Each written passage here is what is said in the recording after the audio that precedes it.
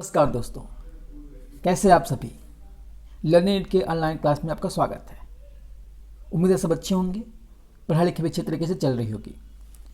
तो हमने अपने पिछले क्लास में पर्यावरण के अपने पिछले क्लास में हमने देखा पर्यावरण का पहला लेसन कौन सा, पर्यावरण को जाने। पर्यावरण को जाने हम लोगों ने पहला चैप्टर अपना देखा हुआ था। चीज़ें वहाँ से आपके एग्ज़ाम्स में आती भी हैं, ठीक है। तो आप उसको फिर से चाहे तो देख सकते हैं, जब चाहे तब देख सकते हैं, क्योंकि वो वीडियो से ही पड़ी रहेगी, ठीक है। अपने नोट्स आप लोग तैयार करते रहिए, क्योंकि एग्ज़ाम्स में नोट्स का बहुत महत्वपूर्ण रोल है, ठीक है। चलिए हम आज अपने अगले चैप्टर पर्यावरण के ही पढ़ेंगे। वो होगा हमारे प्राकृतिक संसाधन, ठीक है। हमारे प्राकृतिक संसाधन, ये जो आपको पर्यावरण की क्लास चल रही है वो SCERT से चल रही है, SCERT से चल रही है, ठीक है। क्योंकि चीज़ें आपकी यूपी TET और सुपर TET में यहीं से पूछी जाती हैं, ठीक है। चलिए, तो प्राकृतिक संसाधन को जानने से पहले जरा हम लोग जानते हैं कि संसाधन क्या होता है। संसाधन क्या होता है, जरा इसको हम लोग जानते हैं। तो हमारे आसपास बहुत सी वस्तुएं होती हैं, जिसका प्रयोग हम लोग अपने यूज़ के लिए करते हैं, अपने प्रयोगों के लिए करते हैं। अब वो जो प्रयोग होते हैं वो हर तरह का जो सामान होता है वो कई तरीके से हमारे काम आता है। जैसे मान लीजिए जल है, तो क्या होता है, वो हमारी प्यास बुझाने के लिए होता है, जब हमको प्यास लगती है तो, ठीक है। हमारे बाथिंग के काम आता है, हमारे इरिगेशन के काम आता है, सिंचाई के काम आता है, ठीक है। वहीं आपका जो अनाज है, ठीक है, वो आपके खाने के काम आता है। किसी किसी के लिए वो जरिया है, आय का जरिया है, ठीक है। तो जो अलग अलग वस्तुएं होती हैं उनका अलग अलग उपयोग होता है। तो ये कह सकते हैं कि जो वस्तुएं होती हैं, जो संसाधन होते हैं, वो अपने विभिन्न हमारे आवश्यकताओं को पूरा करने के लिए होते हैं। तो जो वस्तुएं हमारे प्रयोग में आती हैं और उन्हें हम विभिन्न आवश्यकताओं के अनुरूप उसको प्रयोग करते हैं, वही हमारी क्या कहलाती हैं, संसाधन कहलाती हैं हमारे,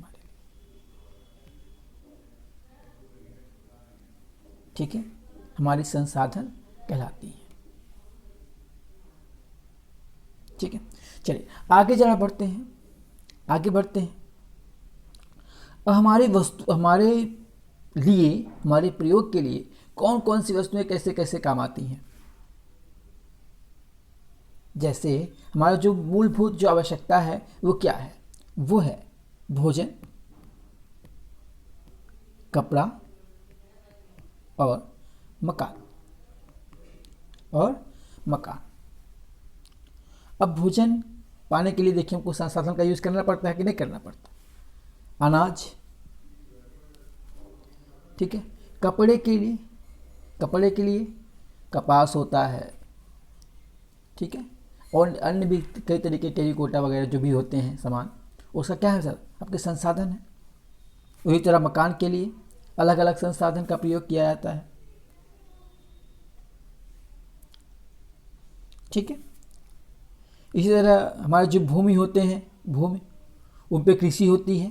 तो कृषि जब भोजन उगता है वो भूमि से उगता है, उस पर जब कृषि होती है तभी अनाज उगता है। अब कृषि करने के लिए अलग अलग संसाधन,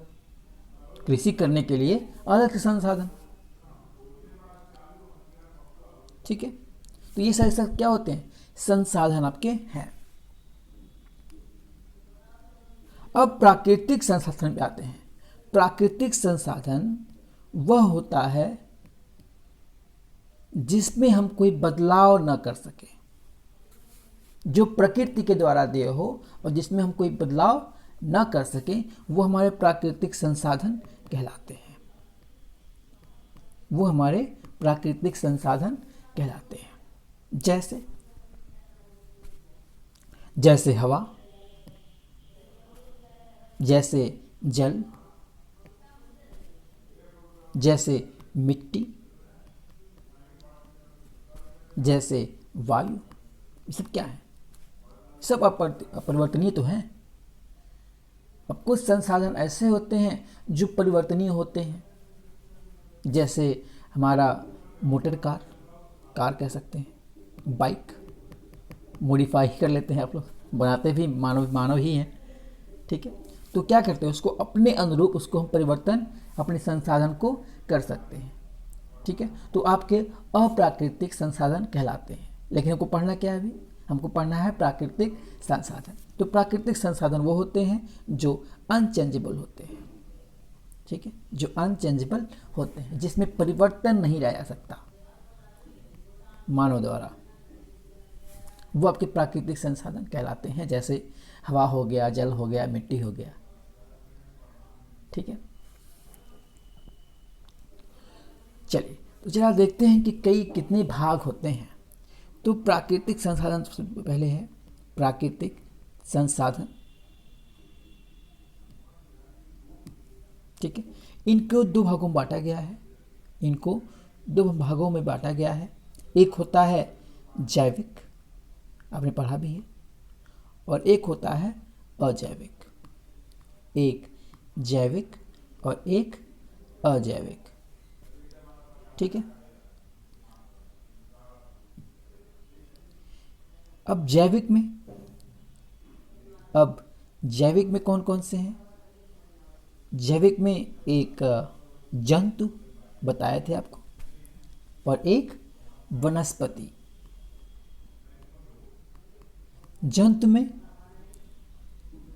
हम सब क्या है? जंतु ही तो हैं, एनिमल, ठीक है।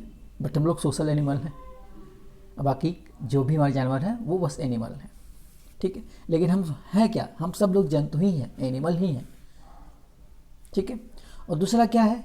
वनस्पति, जैसे पेड़ पौधे, ये सब क्या है? वनस्पतियाँ कहलाती हैं। तो ये भी हमारे साधन होते हैं ना, जंतु और वनस्पति हमारे क्या है? साधन होते हैं। जिसे मानव संसाधन आप अलग से पढ़ते हैं, मानव संसाधन। अब बताइए कि हमारे लिए जंतु क्या संसाधन होते हैं? आपको पता ही होगा, नहीं पता? बताते हैं। जैसे मान लीजिए शुरुआत से ही, अभी छोड़िए, शुरुआत से ही हम जंतुओं पर निर्भर होते हैं। जैसे पहले थी क्या? बैलगाड़ी थी। बैलगाड़ी थी, क्या होता था? सामान ढोने के काम आती थी। अब स्वेटर पहनते हैं। स्वेटर पहनते हैं किससे? भेड़ की बालों से, ठीक है, भेड़ की बालों से, है ना। और आजकल तो बहुत चलन में है भोजन, वो क्या है? वो भी क्या है? आपके संसाधन में ही काम आते हैं ना। ये जंतु का संसाधन में, जितने भी जंतु हैं दिखाते हैं आप, वो सब क्या है? आपके संसाधन ही तो हैं, प्रयोग में आते ही तो हैं, ठीक है।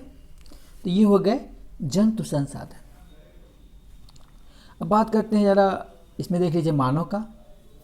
अब जितने भी लोग बिजनेस करते हैं वो क्या करते हैं? मानव संसाधन का भी यूज़ करते हैं, मानव संसाधन का भी यूज़ करते हैं। जो लोग आपके अंडर में काम करते हैं वो क्या है? आपके संसाधन तो हैं, अब उनको प्रयोग कर रहे हैं अपने काम के लिए, है ना। चलिए, मोटर कार आने से बिजनेस में जैसे यूज़ होता है मोटर कार ना, कार वगैरह जो भी ट्रक वगैरह है, यूज़ होने से जो जंतु संसाधन थे उसमें कुछ कमी आ गई। लेकिन ख़त्म नहीं हुई चीज़ें। ठीक है, बस क्या हुआ, उनका अलग तरह से संसाधन हो गया। जो संसाधन था यूज़ करने वाला, चलाने वाला, अब वो बदल गया संसाधन का रूप। लेकिन प्रयोग तो होते ही हैं, प्रयोग तो होते ही हैं। जैसे धोबी अभी भी गधा प्रयोग करता है। ठीक है, लेकिन ड्राई क्लीनर्स खुलने से उसके संसाधन क्या हुए, अब वो मोटर कार से धोता है।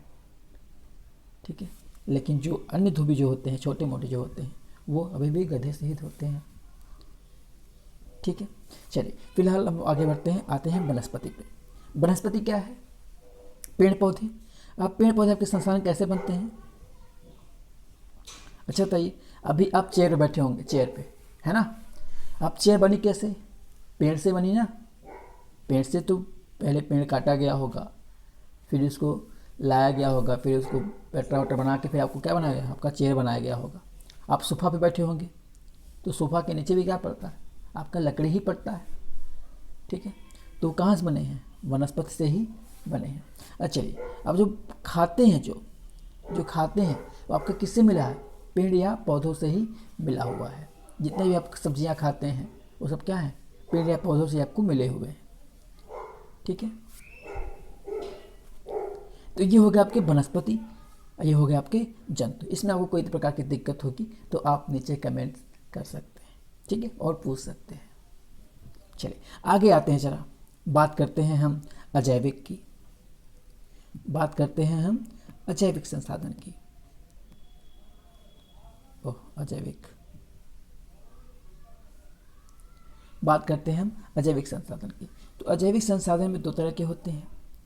एक होता है नवीकरणीय, नवीकरणीय, जिसे हम नव्यकरणीय भी कहते हैं, नव्यकरणीय भी कहते हैं। और दूसरा होता है आपका अनव्यकरणीय, अनव्यकरणीय, जिसे आप अविकरणीय भी कहते हैं। ठीक है, अब ये होता क्या है, अब ये नवीकरणीय और अविकरणीय होता क्या है? ठीक है, चलिए देख लेते हैं जरा। तो पहले देखते हैं नव्यकरणीय, वही नवीकरणीय आपका। तो ये होता क्या है? ये होता है आपका, इसमें वायु, जल, मिट्टी, सौर ऊर्जा, सौर ऊर्जा। मैंने आपको उदाहरण बता दिया इसका। अब ये होता क्या है? तो यह वह संसाधन होते हैं, नव्यकरणीय वह संसाधन होते हैं, देख लीजिएगा, वह संसाधन होते हैं जो या जिनका पुनः स्थापन हो सके, पुनः स्थापन प्राकृतिक क्रियाओं द्वारा,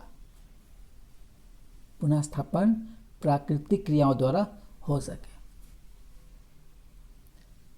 ठीक है, अब पुनः स्थापन मतलब क्या होता है? पुनः स्थापन मतलब उसको रिक्रिएट जो हो सके, वो आपका प्राकृतिक क्रियाओं द्वारा हो सके, नेचुरल प्रोसेस।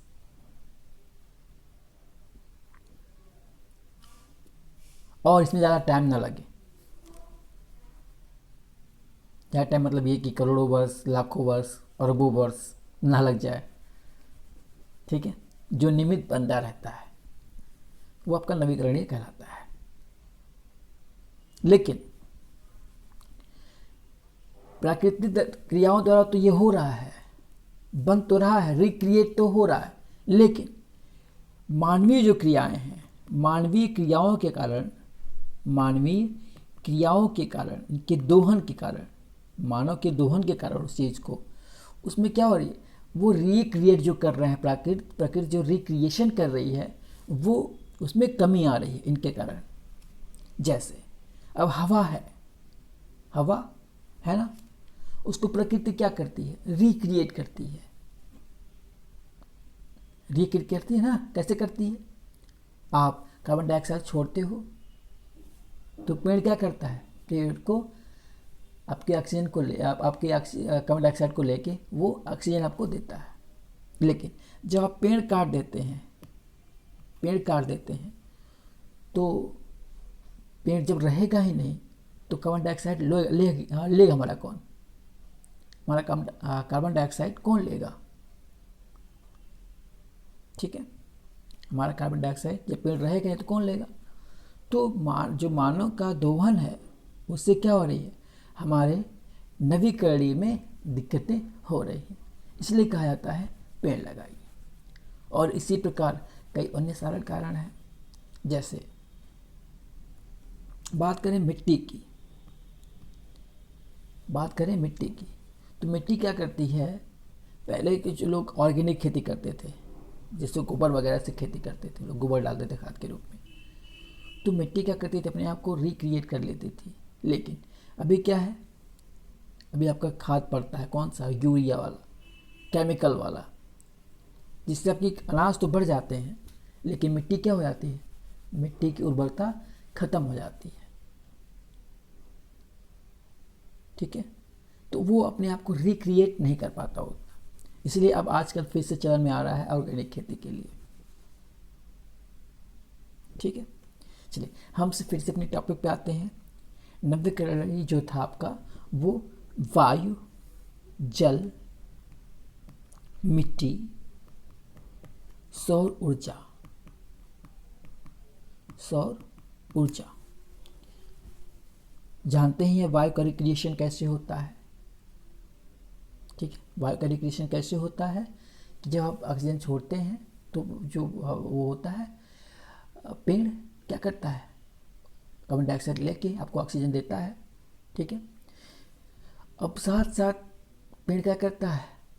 हमारे वायुमंडल को भी निर्धारित करता है, उसका निर्माण करता है। ठीक है, उसी प्रकार जल से क्या होता है? जल कैसे रिक्रिएट करता है? जल चक्र के द्वारा, कि कैसे समुद्र का पानी, तालाब का पानी, नदी का पानी संघनित होकर ऊपर पहुंचता है, फिर ऊपर से फिर बारिश होती है, फिर आपका जल नीचे आ जाता है। ठीक है, मिट्टी का आपको बता ही दिया। बात करते हैं सौर ऊर्जा का। तो सौर ऊर्जा जानते कहाँ है? क्या है सौर ऊर्जा? सूर्य। ठीक है, सबसे बड़ा आपका सौर ऊर्जा का उदाहरण है। ठीक है, तो इसको हम अभी हम आप उसको आगे पढ़ेंगे। इसके पहले जरा हम अनवीकरणीय पढ़ लेते हैं। अनवीकरणीय पढ़ लेते हैं। अनवीकरणीय क्या होता है? कि वे संसाधन जिनके भंडारण जो होता है प्राकृतिक द्वारा तो होता तो है, लेकिन भंडारण तो प्राकृतिक द्वारा हो जाता है, लेकिन जब मानव इसका उपयोग कर लेता है तो इनका पुनः स्थापन होने में अरबों वर्ष लग जाते हैं।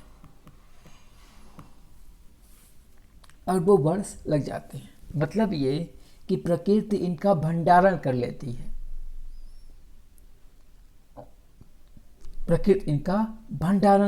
है। इनको रोज रिक्रिएट नहीं करती। और वो भंडारण मानव द्वारा यूज कर लेने से वो क्या होता है? उसका फिर से पुनः स्थापन होने में, रिक्रिएशन होने में अरबों वर्ष लग जाते हैं। जैसे खनिज, जैसे जीवाश्म ईंधन,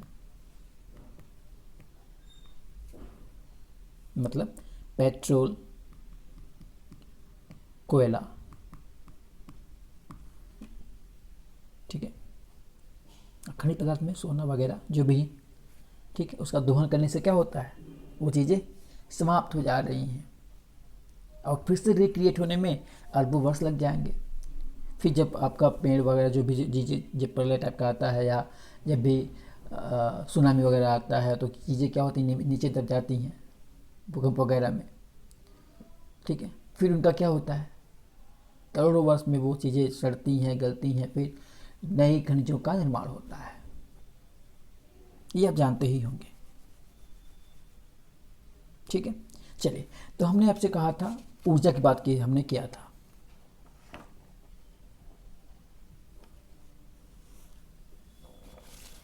तो जो ऊर्जा का सबसे बड़ा स्रोत है हमारी पृथ्वी पर, वो होता है हमारा सूर्य। क्या होता है? हमारा सूर्य होता है, जो कि ऊर्जा का प्रमुख स्रोत है। और ये एक महत्वपूर्ण प्राकृतिक संसाधन है, क्योंकि इसके बिना प्रकृति हमारी रिक्रिएट भी नहीं कर सकती। और सूर्य के बिना हम रह सकते हैं क्या? नहीं रह सकते। अच्छा, इसकी उपयोगिता क्या है हमारे दैनिक जीवन में? हमारे दैनिक जीवन में सूर्य की उपयोगिता क्या है? तो सबसे बड़ा तो यही है कि इनकी वजह से दिन होता है। अगर ये ना होते तो रातें ही होती, है ना।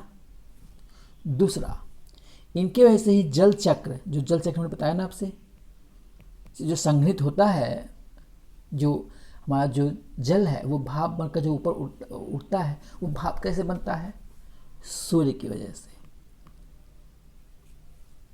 ठीक है, अगर सूर्य इनको ताप ना दे तो ये भाप ना बन पाए, और भाप नहीं बनेगी तो ऊपर नहीं जाएंगी, ऊपर नहीं जाएंगी तो बारिश नहीं होगी, बारिश नहीं होगी तो फिर से मैंने वहाँ जल चक्र, मतलब नीचे जल नहीं आ पाएगा, तो जल चक्र क्या होगा? वहाँ टूट जाएगा, खत्म हो जाएगा जल। आगे आते हैं। अब जो वायुमंडल होता है, ठीक है, वायुमंडल जो होता है, उनके वायु प्रवाह को बनाए रखने में, ठीक है, हमारे वायुमंडल को भी ये सही रखता है। ठीक। अच्छा, अगर वायु ना हो, अगर पेड़ ना हो, तो जो पौधे होते हैं क्या अपना भोजन बना पाएंगे? नहीं बना पाएंगे। ठीक है। अच्छा, पौधे जो होते हैं, अगर उनको सूर्य की रोशनी ना मिले तो क्या हो जाएंगे? सूख जाते हैं। क्या होते हैं वो? सूख जाते हैं, है कि नहीं? क्योंकि वो अपना भोजन नहीं बना पाते।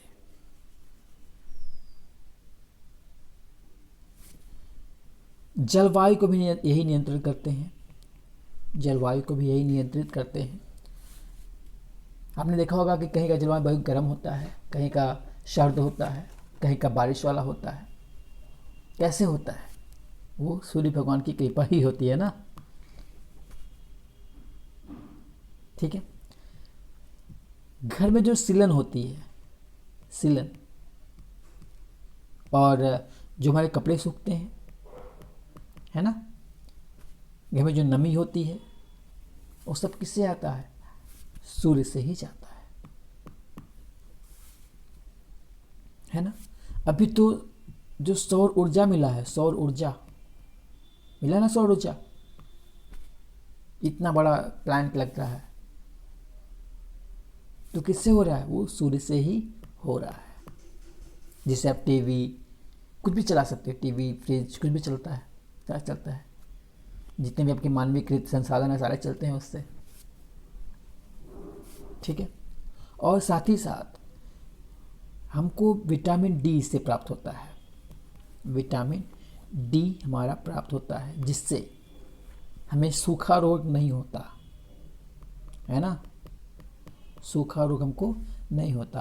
वो जो होता है विटामिन डी हमारी हड्डियों को मजबूत करता है, हमारी हड्डियों को मजबूत करता है। आपने देखा होगा कि जो गांव वाले लोग होते हैं कितने मजबूत होते हैं शहरों की अपेक्षा, क्योंकि शहर में लोग धूप में जाते ही नहीं हैं, है ना। चलिए आगे आते हैं, जरा बात करते हैं हम वायु की, बात करते हैं वायु की। तो आप जानते ही होंगे कि जो हमारी पृथ्वी है उसके चारों ओर वायु का एक घेरा है। वायु का क्या है? एक घेरा है, जिसे हम देख तो नहीं सकते, बट क्या होता है? हम अनुभव कर सकते हैं, हमारे हर तरफ क्या, हमारे पास, हमारे आसपास, हर जगह, हमारे कमरे में, हर जगह वायु है। अगर वायु ना हो तो हम रह ही नहीं पाएंगे, है कि नहीं? अगर वायु ना रहे तो हम रह ही नहीं पाएंगे।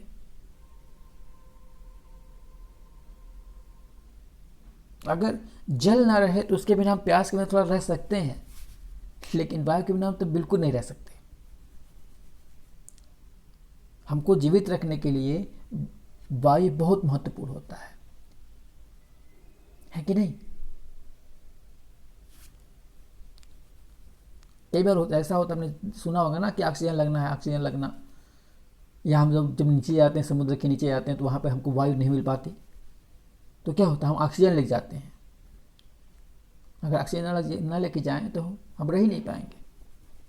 या बहुत ऊपर जाते तभी ऑक्सीजन लेके जाना पड़ता है।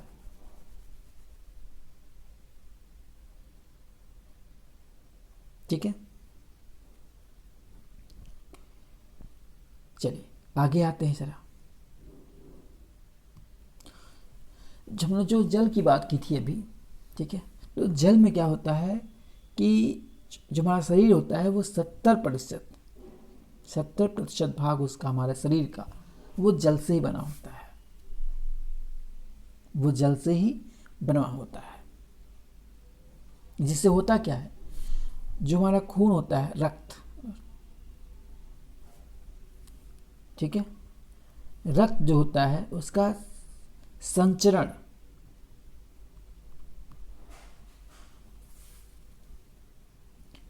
आसानी से हो पाता है। कैसे? क्योंकि हमारे जल में हमारे शरीर में जो जल है उसकी वजह से हमारा रक्त क्या होता है, तरल होता है, तरल। अभी देखिए, अब जो आपका खून है, रक्त है, अगर नीचे गिर जाए तो क्या होगा, सूख जाएगा। तो आपने कभी सोचा कि हमारा जो खून होता है अंदर तरल क्यों होता है? हमारी बॉडी की वजह से, क्योंकि हमारे बॉडी में क्या होता है, 70% जल है, जो हमारे ब्लड को तरल बनाए रखने के लिए होता है। केवल इसी के लिए नहीं होता, बट तरल बनाए रखता है। ठीक है, और साथ ही साथ जो जल होता है उसी वजह से हमारा खाना भी पच पाता है।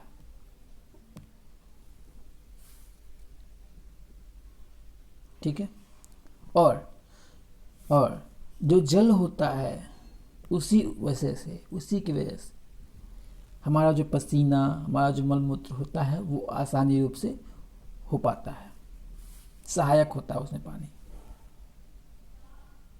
ठीक है, चलिए आगे चलते हैं, जरा बात करते हैं हम भूमि की।